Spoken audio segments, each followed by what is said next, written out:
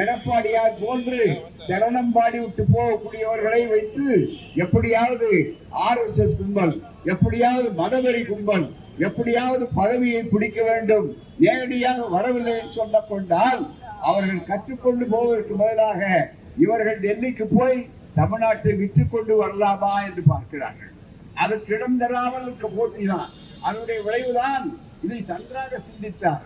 ஒரு முறை அல்ல, இருமுறை அல்ல, 3 முறை மிக முக்கியமாக இருக்கக்கூடிய நம்முடைய பண்பாட்டின் சிகரமாக இருக்கக்கூடிய ஐயா OPS போன்ற நம்முடைய அறுவை சகோதரர்கள் ஏன் அதை விட்டு வந்தார்கள் நினைத்து பார்க்க வேண்டும். அவருடைய சகிப்புத்தன்மை, அவர் காட்டிய பொறுமை உலகத்தில் எந்த அரசியல்வாதியும் இதுவரையிலே காட்டிருக்க முடியாது. ஆனால் அவரை இருப்பதை அவர் திருத்த வேண்டும் என்று நினைத்தார், மாற்ற வேண்டும் என்று நினைத்தார். இன்னும் கேட்டார், அம்மா ஆட்சி என்பதிலே அவரை போன்ற ஒரு விசுவாசி யாரும் கிடையாது.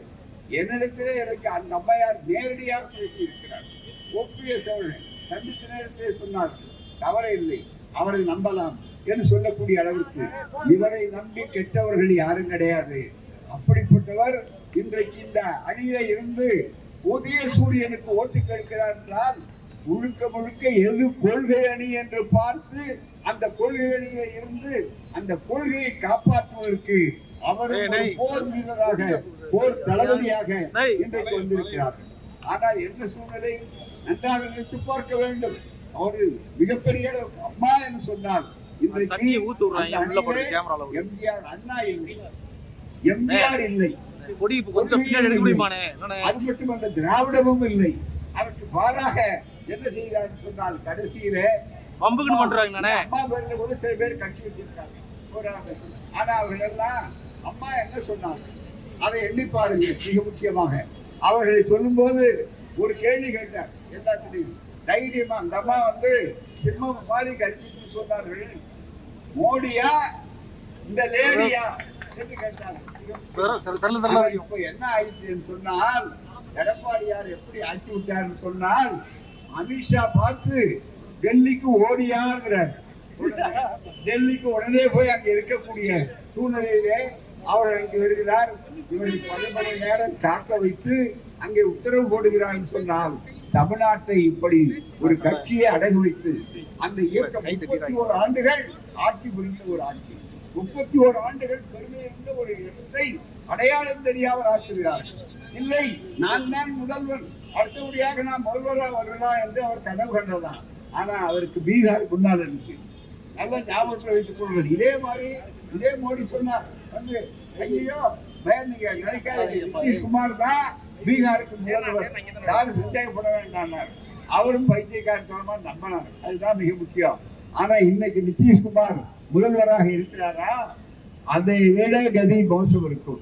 என்ன வருத்தப்படணும்னா, இதுக்கு முன்னால எடப்பாடியார் அவர்களுக்கு எதிர்கட்சி தலைவராக இருந்தார்.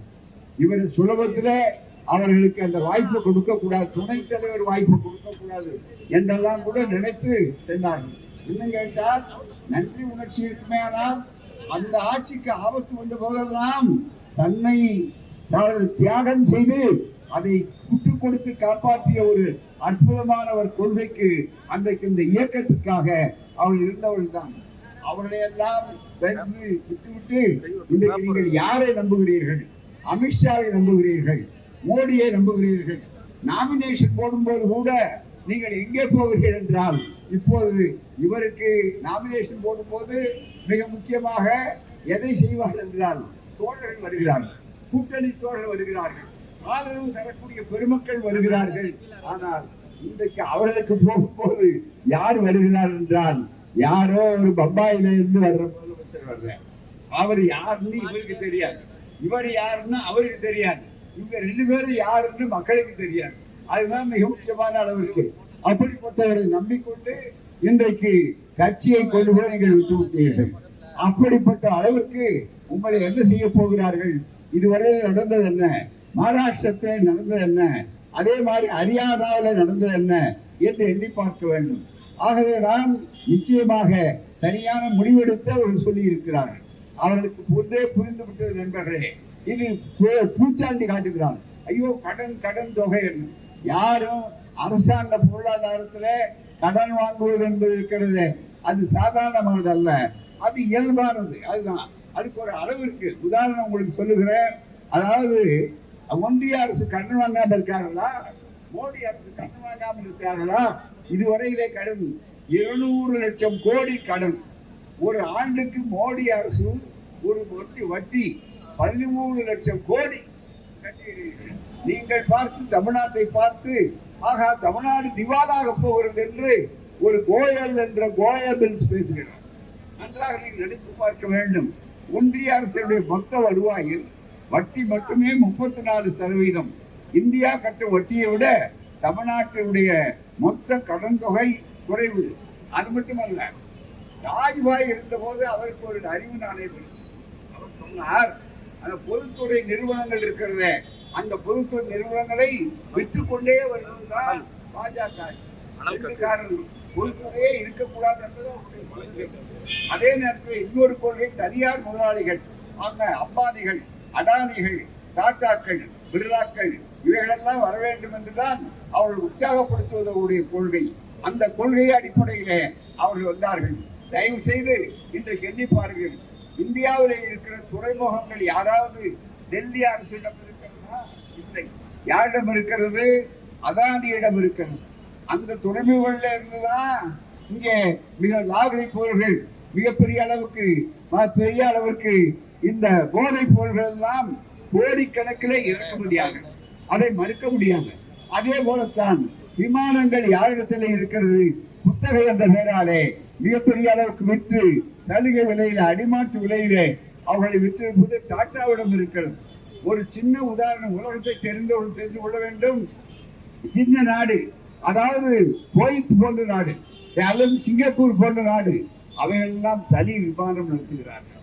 ஆனால் தமிழ்நாடு, இந்திய நாடு இவ்வளவு பெரிய நாடு, அதில் விமானமே கிடையாது என்று சொல்லக்கூடிய அந்த உற்சாகத்தை, அந்த இழப்பை அவர்கள் காட்டிக் கொண்டிருக்கிறார்கள். அவதூறு பேசுகிறார். நாங்க யாரும் பேசும்போது தனிப்பட்ட முறையிலே அவர் எப்படியெல்லாம் நடந்து கொண்டார் என்று பேசுவதில்லை, கொள்கையை பேசுகிறோம். அதே நேரத்தில் அவர்கள் தனிப்பட்ட விமர்சனங்களை, கலைஞரை பற்றி, உதயநிதியை பற்றி, மற்றவர்களை பற்றியெல்லாம் பேசிக் கொண்டிருக்கக்கூடிய அளவில் இருக்கிறார் என்றால் சரக்கு இல்லை. சாதனையை சொல்றது விஷயம் இல்லை. அதனால சொல்லுகிறார். அதனாலதான் தோல்வி உறுதினு மோடிக்கு தெரிந்து விட்டது, மோடி கம்பெனிக்கே தெரிந்து விட்டது. மோடி வித்தங்கிறது பாருங்க, செய்வோம் கடைசியில மோடி வித்த நாளைக்கு பார்த்துக்கலாம் என்று போய்விடுவார். அந்த மாதிரி மோடி வித்த இருக்கக்கூடிய அளவிலே இன்றைக்கு ஒன்று அவர்கள் புரிந்து கொண்டார்கள். எழுதி வைத்துக் கொள்ளுங்கள். 4ஆம் தேதி 23 நீங்கள் வாக்களித்து 4ஆம் தேதி அன்று வாக்குகள் வீட்டு எண்ணப்பட்ட நிலையில் மீண்டும் கோட்டையிலே அமரப்போகிற ஆட்சி திராவிட முன்னேற்ற கழகம் முத்துவேல் கருணாநிதி ஸ்டாலின் ஆகிய நான் என்று இருப்பார். பக்கத்திலே பன்னீர்செல்வம் இருப்பார். அதுதான் மிக முக்கியம். ஏன்னா பேரே பன்னீர்செல்வம். பன்னீர்செல்வம் என்று இந்த இயக்கத்துக்கு ஒரு செல்வம், கொள்கை செல்வம். அப்படிப்பட்டவர் அங்கே இருப்பார். உங்களுடைய எண்ணத்தினாலே அப்படிப்பட்டவர்களுக்கு தோல்வி பயம் வந்து விட்டது. என்ன செய்வதென்று தெரியவில்லை. அவர்கள் வித்தைகள் பலிக்கிற தேர்வு ஊழல் சொன்னார்கள். அந்த ஊழல் வழக்கு போட்டதெல்லாம் இன்னைக்கு பவுடிபடியாகுது. ஜெகத்ரட்சகன் மீது அமலாக்கத்துறை திரும்ப செல்லாமல் பறிமுதல் செய்ததை உச்சநீதிமன்றம் சொன்னார்கள். அது போலவே மிக முக்கியமாக பொன்முடி மீது அவர்கள் மீது ஒரு குடும்பத்தோடு சொன்னார்கள். அது இல்லை என்று தள்ளுபடி செய்யப்பட்டுள்ளது. இவ்வளவு சொன்ன ஒருபாடு மிக முக்கியமாக இதுவரையில் திரிசூலம். அவர் வேற ஒண்ணும் இல்லை, எதை வச்சும் அவர் ஆளல. மக்களுடைய ஆதரவுனால மோடி அரசு, RSS அரசு இல்ல, திரிசூலம். அந்த திரிசூலம் என்ன தெரியுங்களா? ஒண்ணு வருமான வரித்துறை, இன்னொன்னு மிக முக்கியமாக CBI, இன்னொன்னு மூணாவது அமலாக்கத்துறை. இந்த அமலாக்கத்துறை வழக்கு போட்டு இதுவரையில எங்கேயாவது அவர்கள் 1% மேலே வெற்றி பெற்றிருக்கிறார்களா? 100% வழக்கு போட்டா 99% வந்தார்கள். அது மட்டும் அமலாக்கத்துறையில எவ்வளவு சிறந்த அதிகாரிகள் இருக்கிறார்கள் என்பதற்கு அடையாளம் பக்கத்தில் இருக்கிற திண்டுக்கல். இந்த திண்டுக்கல்ல என்ன நடந்தது? அமலாக்கத்துறை அதிகாரி 84 லட்சம் என்று சொல்லி கையோடு பிடிபட்டார். பிடிபட்ட நிலையிலே தான் முழுக்க அவர்கள் இந்த வழக்கு இன்னும் அப்படியே இருக்கு. ஆகவே ஊழல் எங்கே இருக்கிறது என்பதை புரிந்து கொள்ளணும். இப்படி எல்லாம் பயன்பெறவில்லை. இதை கண்டால் நாங்கள் அஞ்ச மாட்டோம் சொல்லக்கூடிய திராணி உள்ள ஒரு ஆட்சி கட்சி தான் திராவிட முன்னேற்ற கழகம். ஆட்சிதான் ஸ்டாலின் ஆட்சி. ஒருபோதும் உங்களையும் தலைகுடிய விட மாட்டேன், நானும் தலைகுடிய மாட்டேன் என்று சொல்லக்கூடிய சுயமரியாதை ஆட்சி அலங்காரணமாக போல் புரிந்துவிட்டது. இவர்களெல்லாம் பயன்பட முடியாது. கடைசியா SIR என்று சொல்லி வாக்காளர்களை எல்லாம் பார்த்தாங்க. அதையும் முழுக்க முழுக்க கொண்டு வர முடியாது என்று தெரிந்து கொண்டாங்க. இப்ப கடைசி நேரத்துல தங்களுக்கு வசதியாக இருக்க வேண்டும் சொல்லி ஒரு வித்தையை கையாண்டிருக்கிறார்கள். என்னன்னா, மேற்கு வங்காளமாக இருந்தாலும் கேரளாவாக இருந்தாலும் அங்கே ஒரு வித்தை. இப்போ தமிழ்நாட்டுக்கு அதை இன்றைக்கு அமல்படுத்தி வருகிறார். டிபி, அதாவது DGP, காவல்துறையினுடைய தலைமை அதிகாரி மாற்றப்படுகிறார். காரண காரியம் அல்ல, அவர் மீது குற்றம் சொல்லல, பயம் உங்களுக்கு. உடனே அவர் வசதியாக இன்னொருத்தர் வைக்கிறார். அதே மாதிரி அடுத்தபடியா SP, கலெக்டர்கள், அதாவது சூப்பரண்ட் போலீஸ், கலெக்டர்கள் எல்லாம் மாற்றப்படுகிறார்கள். சரி, அதுக்கு அடுத்தது DGP. அதுக்கப்புறம் பாத்தீங்கன்னா இன்றைக்கு வந்திருக்கிறது மாலை செய்தி என்னவென்று சொன்னால், சீஃப் செக்ரட்டரி, தலைமை செயலாளர். அந்த தலைமை செயலாளர் ஒடுக்கப்பட்ட சமுதாயத்தை சார்ந்த ஒரு அற்புதமான நாணயமான கடமை தவறாத ஒரு அதிகாரி. அவரை நீங்கள் வேண்டுமென்றே மாற்றி கொண்டு போய் அங்கே வைத்திருக்கிறீர்கள். இன்னும் யாரை வேண்டுமானாலும் மாற்றுவார்கள், ஆனால் மக்கள் ஏமாற்ற மாட்டார்கள். உங்களுடைய ஏமாற மாட்டார்கள். புரிந்து கொள்ள வேண்டும். நீங்கள் மாற்றம் என்று சொன்னால் அது உங்களுக்கு கை வட்டு வராது. ஒன்றை புரிந்து கொள்ள வேண்டும். இவர்களை மாற்றுகிறோம், அவரை மாற்றுகிறோம், 3ஆம் தேதி 23ஆம் தேதி 22ஆம் தேதி வரையில மாற்றுகிறோம் என்றெல்லாம் நீங்கள் செய்வீர்கள். உங்களால் முடியுமா என்றால் டெல்லி துறைத்தனத்தில் அதை செய்ய முடியும். ஆனால் ஒன்றே ஒன்று கேட்கிறோம், வாக்காளர்களை மாற்ற முடியுமா? தமிழ்நாட்டில் குஜராத் வாக்காளர்களை கொண்டு வந்து வைக்க போகிறீர்களா? அதன் மூலமா அவங்க வருவா? ஆகவே நினைத்து பார்க்கலாம். குஜராத்காரன் வந்தா கூட தமிழ்நாட்டுல இதை விட நமக்கு பாதுகாப்பு வேற கிடையாதுன்னு சொல்லி அவர்கள் வந்தால் கூட அவர்களும் இங்கே இந்த அணிக்குத்தான் ஓட்டு போடுவார்கள்.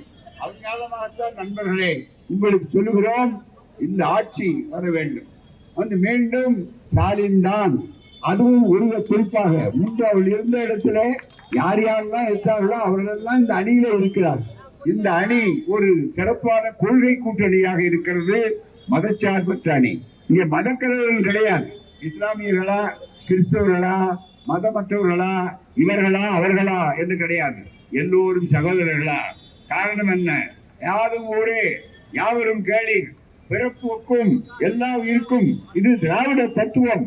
ஆகவேதான் இந்த தத்துவங்களை எல்லாம் மனதிலே வைத்துக் கொண்டு பார்க்கிற போதுதான் நிச்சயம் ஸ்டாலின் வருகிறார்.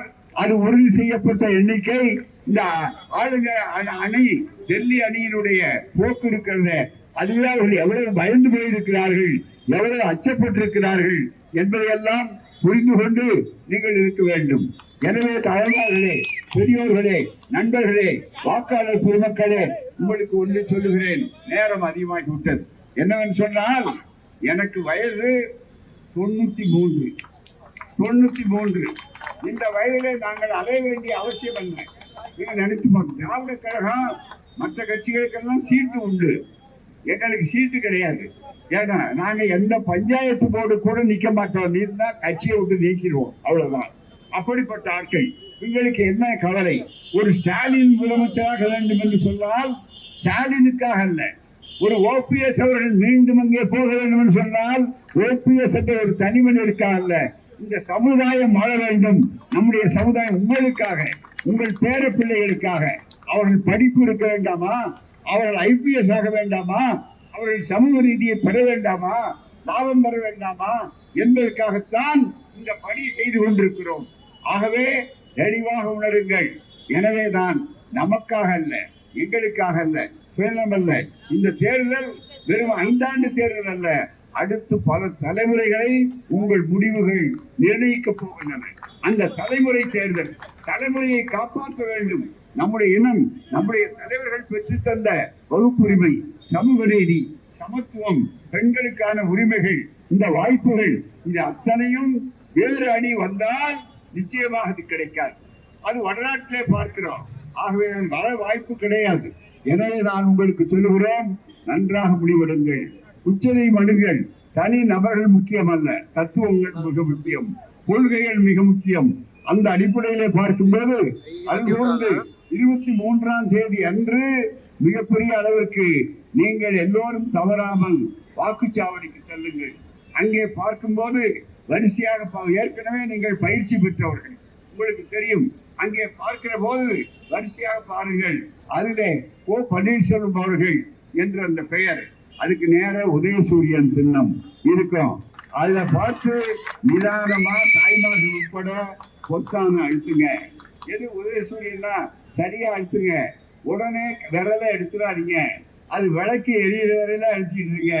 அங்கே விளக்கெறிந்தால் அங்கே மட்டும் விளக்கறியாது நண்பர்களே, உங்கள் வீட்டில் விளக்கறியும், நாட்டில் விளக்கறியும், சமுதாயத்தில் வெளிச்சம் தெரியும். இருட்டு விடைபெற்றுக் கொள்வோம். வெற்றி வீரர் நம்முடைய பன்னீர்செல்வம் OPS அவர்கள் மீண்டும் ஒரு புத்துணர்ச்சியோடு இந்த முறை அரசியலை அமைக்கப் போகிறார் என்பதற்காக அவளுக்கு நெஞ்சமிருந்த வாழ்த்துக்கள். தாய்க்கழகத்தின் தாய்க்கழகம், அதுதான் மிக முக்கியம். மிக முக்கியமாக இருக்கக்கூடிய அந்த வாய்ப்பு வாழ்த்துகிறேன். நன்றி, வணக்கம். இப்போது அவர் உங்களிடத்திலே சிறிது நேரம் வாக்கு கேட்பார்.